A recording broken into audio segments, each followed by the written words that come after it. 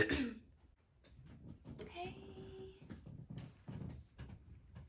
how y'all doing? Hope you're doing well.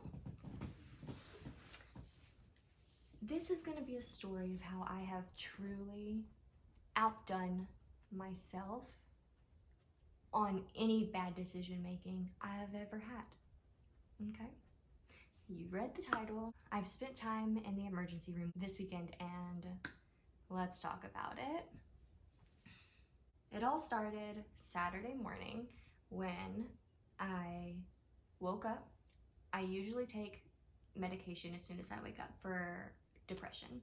I really try hard to not miss this pill because I know if I miss this pill, I will go into a depressive swing for minimum of 3 days, and it's really difficult to pull myself back out of that.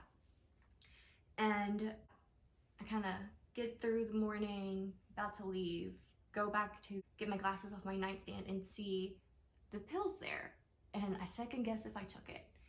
And I'm going back and forth. I ask my boyfriend if I took it, and he's like, Jade, that was at 5:30 this morning. I don't know. And I'm like, that's fair.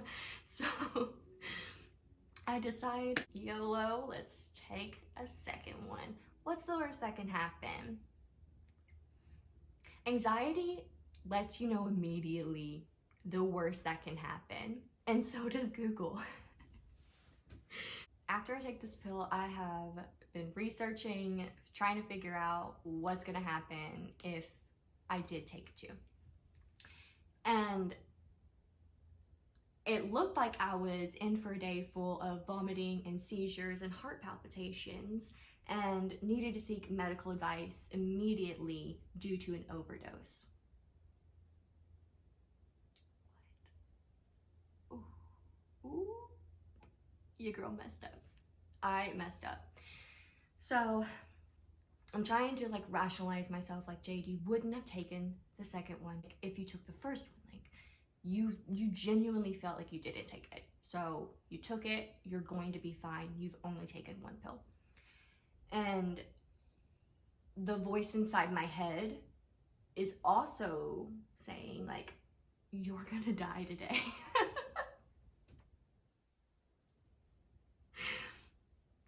That's just how anxiety works, unfortunately. It takes the 10% chance of me not taking this pill and ran with it. Runs to greener pastures. I mean, just full-fledged, we go with it. So I get to work, I'm panicking. I definitely am having a panic attack. That was obvious.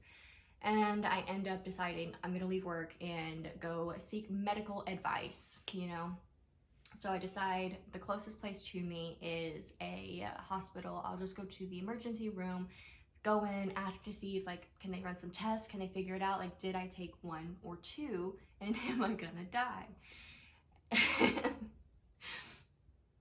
Yeah, that's not how the day went. I went to the emergency room. I get out of my car, and as I approach the door, an ambulance is there pulling somebody out on a stretcher. And I look at them, and I look at me, and I look at them, I look at me, and I look at them, and I walk back to my car. Because there's no comparison here. That is an emergency, So I got in my car, I called the emergency room, and I was like, hey, do you think I should come in? And she said, well, you're gonna have to call poison control first. Cool. So we get off the phone, I call poison control. I talk to this very nice woman who goes into their database, looks at the medication, the dosage, how much I weigh, my height, and puts me on hold. She comes back and is like, ma'am, you need to get to an emergency room right now because with your body weight, if you did take two of those pills, it's going to be really bad for you. And I immediately panicked. I'm like, all right, cool. I'm gonna go in. I'll talk to you later. It's been great. She's like, yeah, thank you so much for calling. I'll call the hospital, let them know what's going on. So I go in, I get escorted back immediately, and I start to kind of talk about the situation and what's been going down. then the doctor gets a call from poison control and leaves the room to go talk to them. As I'm talking to the nurses, they're trying to calm me down. The doctor comes back in and says, so I've talked to poison control. They filled me in on kind of, you know, the diagnostics of like what the toxicity level would be and everything. And we do suggest that you stay, and they recommend that we hold you for 24 hours under a seizure watch. Excuse me? Are you sure? Like, are you sure? 24 hours? And she was like, yes, 24 hours. Your medication that you took is extended release, and so due to the half-life, blah, blah, blah, you're gonna have to be here for 24 hours if you decide to stay. And keep in mind, this is in the event that I did take 2. I was split. I was like 50% I did, 50% I didn't. I don't know. But I decided to go the safer route and chose to stay. After making that decision, we're kind of full-fledged into getting medical history, medication list, blah, blah, blah, all of the things. And I have a couple of nurses just coming in and out of the room, helping my stuff get situated, putting me on the bed. Since I'm on seizure watch, they have to pad everything up. And a nurse named, let's call her Amy. She's the nurse that I kind of was working with while I was there. And so Amy's like, well, I need to get some blood work done. Okay, that's fine. You know, like I've had to do that in the past. I know what to expect. And so she goes to put the like needle of the catheter in my arm, and it is so painful. I mean, obviously it's not going to be like a walk in the park, but oh my gosh, it hurts so bad. And it's never really hurt that bad, but I kind of chalked it up to maybe it's just a big needle, like, you know, maybe I'm being a wimp, like I just need to suck it up and it'll be over before I know it. And so she had put the needle in, and she then went to go and grab the tube to like, TMI, to get the blood to go into for the testing, and let goes of my arm. And I was in shock, as to which I believe she was too, when just the blood just spewed. I mean, it was like a waterfall of blood all over my arm, all over the bed, everything. And so she quickly fixes it, which, you know, it's a mistake. Mistakes happen, and you can tell that she was pretty frantic about it. And I was like, it's okay, like, it's okay. We're good, Amy. We're chill. We're good. And she was like, I'm really sorry. Like, I have to be honest with you right now. I'm new, and I'm really bad at this. This is the one thing I'm really not good at. Cool. Thank you for your honesty, Amy. I really do appreciate that. So from there, you know, get everything taken care of. Another nurse comes in. I ask them if they can change the sheets and everything. So I get up and they change all of the sheets, and we're kind of good to go at that point. That nurse leaves the room, and I mean, I was still pretty like on the verge of tears like this entire process. So, you know, Amy's like, you know, you really shouldn't feel bad. Like, it happens, mistakes happen. Like, we know it wasn't intentional, and like, you shouldn't be so hard on yourself. Like, I've had to, you know, go to the emergency room for reasons before, and I understand how you're feeling.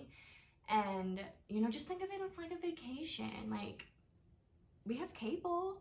Nobody has cable anymore. Like, honestly, it's gonna be great. Like, you just hang out and you get to watch cable. Thank you, Amy. I really appreciate it. I love your optimism, and I will choose to look at it that way from here on out. I appreciate it. Thank you.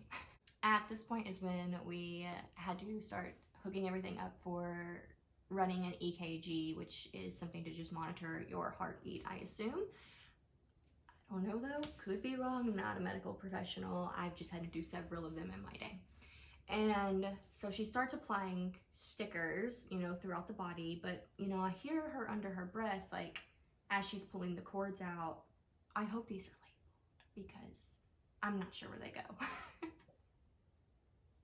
Amy,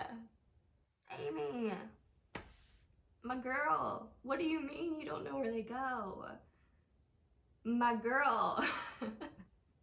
So eventually she starts putting all of the cords, attaching them to the stickers. However, it was probably my fault for having like a moisturizer on or a self tanner. I'm not really sure, but the stickers on my chest, they weren't sticking. So each time that she would go to put one like on my leg, the one on my chest would pop off. And we played this, you know, game for a little bit of time here. So after she finally gets everything stuck on, she runs the EKG and looks at it and is like, I don't think that's gonna work. What do you mean it's not gonna work? Okay. She's like, we have to run another one. And so the stickers that are on my chest, they were still kind of like coming off. And so she takes her fingers and is like, I'm just gonna push this, okay? I'm like, okay, cool. And so she puts her hand on the stickers to hold them down and hits run again. And I'm like, cool, cool, cool. I don't know if we're supposed to do it like that, but like, all right, we're running with it, cool. And so she finishes up, she's like, I think that one's good. And she leaves the room. 2 other nurses then come in and they're helping me get hooked up to all of the other stuff, the blood pressure machine, like the heart monitor, yada, yada, yada, everything. Before we really get like too far into it, I was like, is there any way I can go and get my backpack from my car? And they're like, I don't know, like, you know, we've already started the process. I'm not sure if we're gonna have time to release you to go and do that. Like, we'd have to monitor you and walk with you to do it. And I was like, okay. They're like, what about security? I'm like, security, I'll give him my keys. I don't care. Like, if someone could just get the backpack out of my car, I knew we had something in there, at least my AirPods, to keep me busy for the next 24 hours. So one of the nurses, he leaves the room and is like, yeah, I'll go see if we can go and get your backpack. I'm like, thank you so much. I really do appreciate that. And then the other nurse, he's starting to, you know, go about leaving the room, and I stop him and I'm like, hey, do you know if there's a remote for this TV? Like, how do I change the channel? And he goes, oh, I'm sorry, this room, the remote doesn't work, so I'm not sure. Thank you. Thank you, Amy. No, I'm just kidding. But he was like, I can change the channel if you'd like. And I was like, cool, that sounds great. So he's standing there for like 30 seconds, flipping through the channels, and he has to go and physically like find the buttons and change the channels. And so he's like, is this good? Is this one good? What about this channel? I'm like, I don't know anything about anything on this TV. And I'm like, can we find Bravo?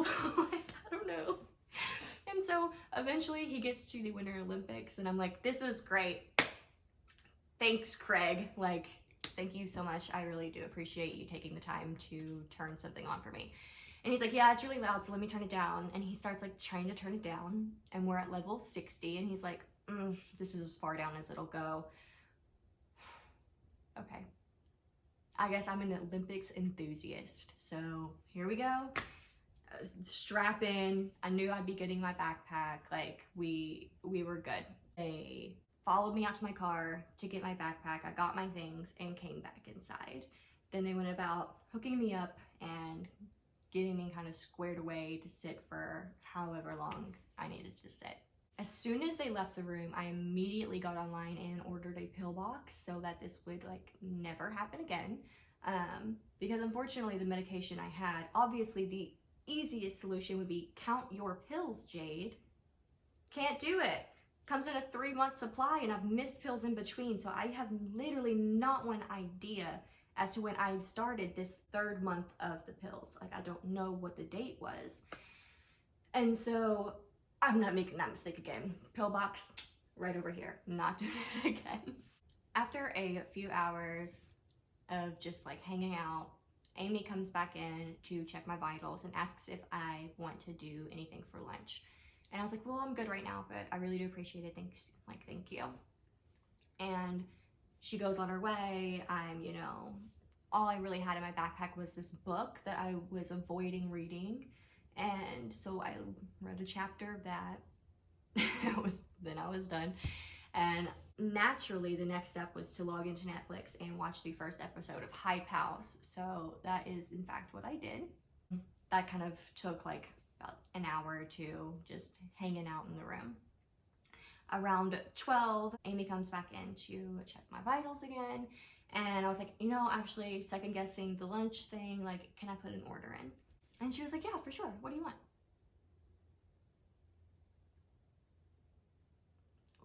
Is this Uber Eats? Like, what do you mean, what do I want? What do you have? And she was like, no, I mean, like, they usually could do, like, whatever. What do you mean, Amy? Like, in my head, I'm thinking, like, are we on, like, a pizza and chicken tenders database? Or, like, am I getting cafeteria food? Like, what exactly is, like, is it, like, taco day? Like, what do you mean? I said, Amy, I'm sorry.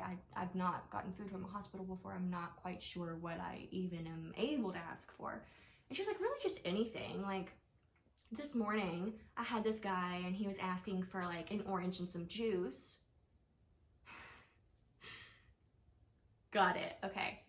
Now I understand. Whatever you have should be fine, is what I tell her. She's like, well, they try to, you know, go off your dietary restrictions. Do you have any of those? And I was like, honestly, not really. Like, whatever they have for the day is fine. And she's like, well, do you eat meat? And I'm like, I really only eat chicken. She's like, perfect. What about some chicken? I said, that's perfect. Whatever kind of chicken they have, I'm sure will be great. Thank you. And so she's like, great, cool. I'm going to go put in your order. Awesome. And she leaves the room. It was at this time that I noticed that the catheter that's in my arm wasn't hooked up to anything. This was just a precaution. For the next 24 hours, this needle was going to be throbbing in my arm for no reason. And so I'm trying to, like, you know, pick things up, move stuff around, and it hurts so bad. So I finally get into a position, get on TikTok, and let a few hours go by. After a bit of time, I realized, like, oh, I really should have asked Amy if I could go to the restroom the last time that she came in, and I put in an order for lunch. But I didn't want to be, like, nagging or a nuisance in any way. Like, I'm in the emergency room. Like, they have fish to fry. And as I'm thinking this, an actual emergency starts happening. And they're rushing in somebody. My door is pretty closed, so I can't really tell what's going on, but I know it's in the room directly across from me. And you can tell the people that brought him in, they're frantic, kind of walking back and forth, and you can hear the doctor, like, can you please tell me the date? Do you know what your name is? Do you know where you are? Do you know what happened? And this man, he can't answer. Like, he's not answering anything. And I'm sitting there like, I am a crappy person for being concerned about going to the bathroom right now. So I'm just gonna wait it out, however long it takes. Like, they are saving a life. They don't need my help. Like, I'm gonna sit back and wait for the steady heartbeat monitor to really start going. A little bit of time goes by, still a bit of a rush trying to help this person, and then I start hearing like a staple gun. They definitely were stapling his, like, arm shut, which I realized once they completely opened my door again, and I'm facing this, like, 70-year-old man with a huge bandage up and down his arm, just dazed and confused. And I was like, wow, this really made me realize, like, you're probably fine, Jade. Like, you're probably not gonna have a seizure, and you're probably not gonna die today. Like, fingers crossed, but in comparison to what's going on here, like, you're good. And after that realization, I was like, I know I need to talk to them and try to figure some more stuff out. So I waited a little bit more time until things really did seem to calm down. And I rang my little device and was like, hey, can I go to the restroom? And so they sent Amy in, and any other time I'd gone to the restroom that day, all of the doctors had completely unhooked and took everything off of me. That way, you know, like, the only thing I went to the restroom with was the catheter in my arm. When Amy came in to allow me to go to the restroom, she unhooked all of the cords and handed them to me and was like, you should have a pocket in your gown. What? You want me to carry all of this stuff? Like, I had something stuck to my finger with a cord flopping off of it. I had 6 cords that were, like, all over my body just handed to me. And she's like, just tuck them in. And I'm like, where? She's like, there's a pocket. And I look down, it's just a slit. So I, like, drape all these cords, like, half of them inside this gown that's not tied, by the way. Like, I'm barely holding it on. And I go to the restroom. And that was a very difficult experience. I mean, it was already difficult to like get my pants off and on. They were Fashion Nova, and you know, they like to really cinch the waist, but you really got to work your way up, if you know what I mean. So I was really struggling, but took some time, went to the restroom, and then I came back to the room. Amy was gone. And so I was like, well, I don't want to bother anybody else about like this whole TV thing. Like, I just wanted to turn it off at that point. So I went over there, I tried to turn it off. I could not find a button for the life of me anywhere. No buttons in sight. And so I probably spent a good 5 minutes like trying to figure out this TV, which is hung really high on the wall. So I'm like, you know, slinging cords around trying to figure out how to turn off this TV. I ended up just giving up and sitting back down in the bed, and about 15 more minutes go by, and I'm like, do I need to be hooked up to anything, or am I just like chilling at this point? And kind of waiting, and I gave the nurse a call on the line, and she was like, what can I do for you? And I was like, you know, hey, I've just been waiting to see if somebody's gonna come and like hook everything back up. And she was like, yeah, we'll send somebody in. So they send Amy in. And at this point, it'd been about an hour and a half since like the lunch order. And so she gets me all hooked up, and before she leaves the room, I was like, hey, do you know if like, I really don't want to bother at all, but do you know around what time like lunch usually would be served? And she was like, oh yeah, there was an issue with getting your name in the system. So like when I went to put your order in, they didn't have your name, and so I couldn't put the order in, but then I could put the order in, and then it should be here soon. Okay, Amy, great, so you forgot. Got it, okay. The food came in like 10 minutes later, which was totally fine. I'm grateful either way. So after eating, and I'd been there quite a few hours, I started to gain more confidence that I, in fact, did not overdose on my depression medication. I just have anxiety, which has already been defined and like diagnosed for me, you know? And so I wanted to start asking about my options, like if leaving is a possibility, like earlier than this 24-hour hold. And so when the next nurse came in, I was asking him like, hey, you know, at this point, what is it that I should be feeling like if I did take 2? Like, would there be any more symptoms or anything kind of going on that would indicate that I did? And he was like, unfortunately, there's not a way of knowing. Seizures can happen up to 24 hours after taking the medication, so we're sticking with that 24 hours. And I said, okay, so, you know, this is on the status of if I took 2. At this point, I'm pretty confident that I only took 1. Like, I'm pretty confident that, like, I'm here and I am taking up a bed in an emergency room where there are emergencies, and I genuinely do not want to take away from resources or you all in your job and your time. And, like, I don't want to take away from my time either. Like, I just think that, like, I'm okay. Like, there's nothing that we can do, since it was like an if, to get me out of here sooner. And he was like, no, unfortunately there's not. The poison control recommended 24 hours, and we have to abide by what they recommend. But you can leave whenever you want. And I was like, well, what do you mean? And he's like, I mean, you can technically leave whenever you want. However, that would be against medical advice, so it's possible your insurance wouldn't cover anything.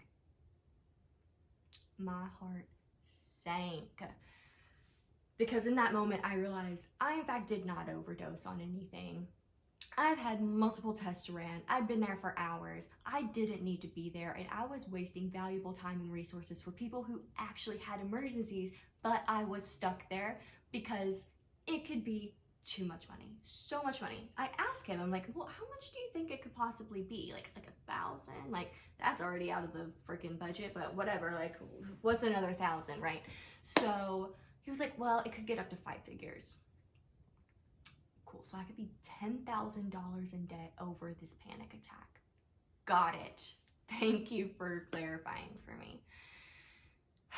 So he leaves the room, and I have another few hours by myself. During that time, I decided I'm gonna call my insurance company. I knew it was a Saturday, so there was a potential I wasn't gonna be able to speak to anybody, but I just really wanted to shoot my shot. And so I called like I thought nobody's there on a Saturday. I log into my portal online through my insurance company and think maybe I can find like my insurance policy in the depths of the description and find an answer to this if I would get charged if I decided to leave. Nothing. I did find another phone number though, and I decided to call, and a woman answers the phone and says, "Hi, thank you for calling, blah, blah, blah. We apologize, but we are having a system downtime and are unable to access your information or your insurance policy. Please call back on Monday for more information." Well, Monday's past my 24 hours, so I was mad. I was so mad. Hung up. I was like, whatever. All right, cool. I waited like another hour and I'm like, maybe I'll call back. Maybe the downtime was just like for a certain amount of time today and like I'll get lucky. Call back. New person, same spiel.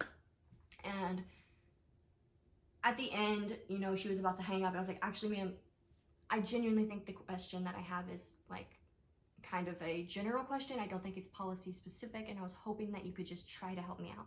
And she's like, okay, yeah, absolutely. Like, what is it? And so I asked her about like, if I decide to leave against medical advice, do you still cover what's happened? Like, do you still cover the EKGs and being hooked up to the monitors and all these things? And she was like, oh, I've never heard of that. Which to me is like, ding, ding, ding, good sign, great.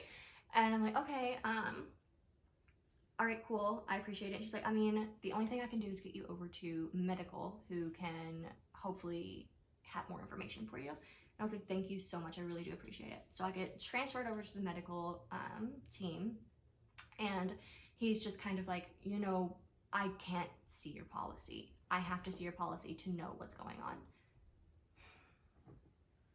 Sir, that doesn't help me. And he keeps saying like, you can call back on Monday. Well, Monday is 48 hours from now, all right? I only need 24. I just am trying to figure out if I can get out of here. And he's like, I'm sorry, but I can't help you. I've not heard of what you're asking, but unless I see your actual policy, there's no way of me knowing. And I was like, okay, thank you. I appreciate it, because they definitely didn't have to take their time to talk me through anything. So I did really greatly appreciate the information. And what I took from it was like, if you didn't hear about it, like you don't know about it, then like maybe it's not true. So I'm like more on the edge of like, maybe I should think about leaving. So at that point, I'm probably like 70-30, like 70% sure I did not take this pill. A new doctor comes in, you know, does all the vitals, looks at everything, listens to my heart, my breath, everything. And she just kind of looked at me and was like, honestly, I think that you're okay. And I'm 99.9% sure you will not have a seizure today. Great news. I was like, yes, ma'am. Thank you. Hallelujah. That's what I needed to hear. And so like, I'm jumping to 90% sure your girl didn't take this pill. And I was like, awesome. So like, is there a way that I can get out of here early? And she was like, no. What do you mean no? She was like, no, unfortunately, since there was a chance that you did take the pill, we have to abide by the Poison Control Center and keep you for 24 hours. However, you can leave with the exception of leaving its medical advice and may be subject to pay for everything. I'm like, yeah, I got it. Okay. Thank you. I appreciate it. And then she left. She's like, but hey, I'll see you at 7 because that's my next shift. I'll be here. I'm like, no. I can't be here at 7. The panic set in. I cannot be here at 7. I will not be here at 7 a.m. No. So after talking to her, I pretty much have decided at this point, like, I have to leave. And once the nurse came back, I was like, I want to discuss my options for getting out of here.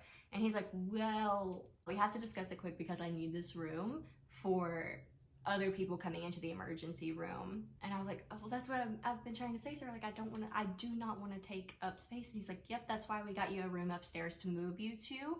We do have a bit of a bed shortage right now. I felt awful. Like, I've been there like at least 7 hours, and I did not want to be wasting anyone's time, money, resources, anything. Like, I just was like, I I'm pretty confident I'm okay, and I want to go home. It was at this point another nurse comes in with a wheelchair, and they help unhook me from everything, get me into the wheelchair, and pile all of my stuff on top of me and take me up to like the 8th floor.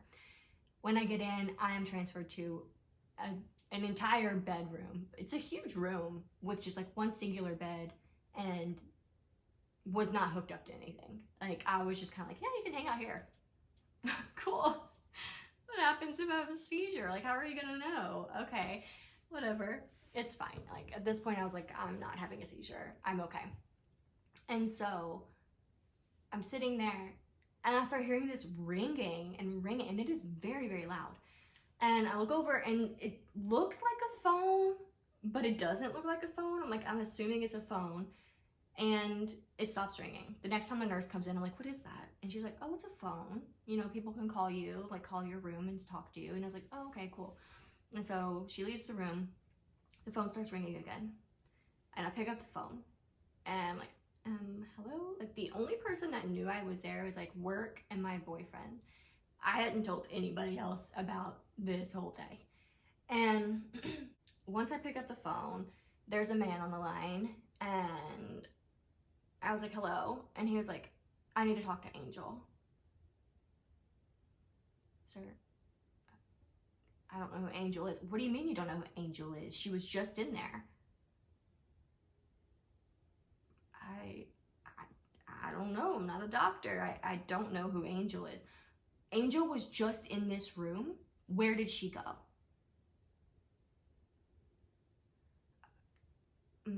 I don't know. I need to talk to her. Okay, that's fine, but I'm a new patient in this room. I just got in here, and I don't know who Angel is. Oh, okay, cool. Hangs up the phone. So I hope Angel's okay. But yeah, so there is that. The nurse comes back in, and I ask her, like, hey, I'm not hooked up to anything. Like, can we get this out of my arm? And she was like, no, unfortunately we can't. Great, okay. And then that's when I told her, like, I've been trying to leave. She's like, what do you mean? I'm like, I want to go. Like, I've been asking to check myself out for like an hour. Like, I'm ready to go. And she was like, yeah, I mean, I'm pretty sure you're fine, but you know, I do have to have you sign this paper saying you're leaving against medical advisory and could be responsible for every service that you've been provided today. Okay, cool. Cool. Can we get this out of my arm now? She was like, okay. She comes around the bed, you know, gets everything else unplugged and starts to peel the tape, which was well taped to my arm, to get the catheter out of my arm. And as she's starting to pull, I was kind of like, ow, you know, like it hurt, but it was some pretty strong tape. And I kind of just like look away so I don't have to see it happening. And then I hear like, and I look down and I noticed she's pulling the self-tanner off the tape. She thought she was pulling my skin off. No. Oh my gosh. Equally as embarrassing and like feeling bad. I was like, no, it's okay. Like, it's just self-tanner. She's like, oh my God, girl, you scared me. I was like, I'm sorry. So we get it all out of my arm, and she goes to leave the room again, and I was like, can I get dressed? Like, can I change my clothes? She's like, yeah, go ahead, sure. Okay, cool. And so I get dressed, and I wait, and at this point, I had already had to call my mom and tell her I was in the hospital after being there for like 8 hours, which she was not pleased about, because like, why didn't I call her sooner? I was embarrassed. I was embarrassed for checking myself into a freaking hospital for an overdose I didn't do. So my mom and my stepdad are on their way to come and get me.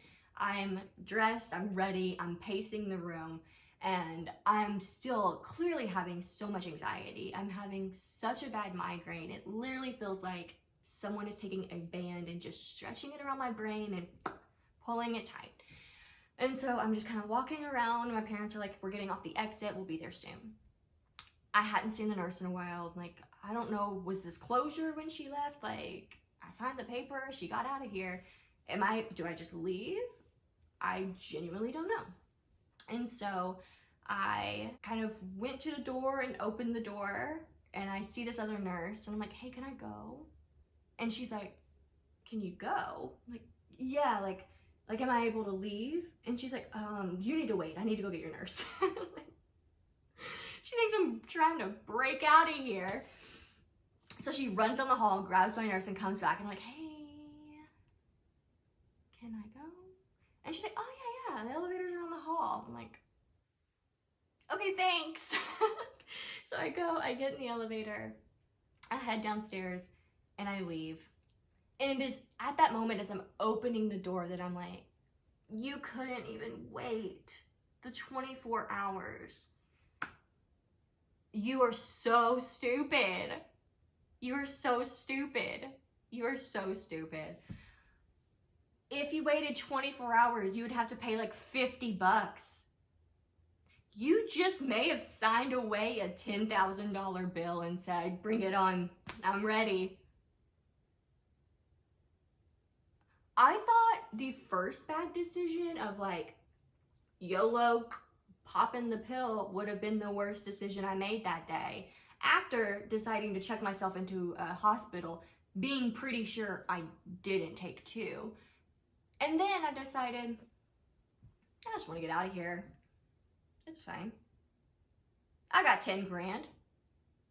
No, I don't. I don't have any money. So, yeah, if you're concerned about anything going on in your life and needed to feel like somebody out there is more stupid than you on any decision that you're making today, I may be over $10,000 in debt for a panic attack over an overdose I didn't have. I hope you have a great day.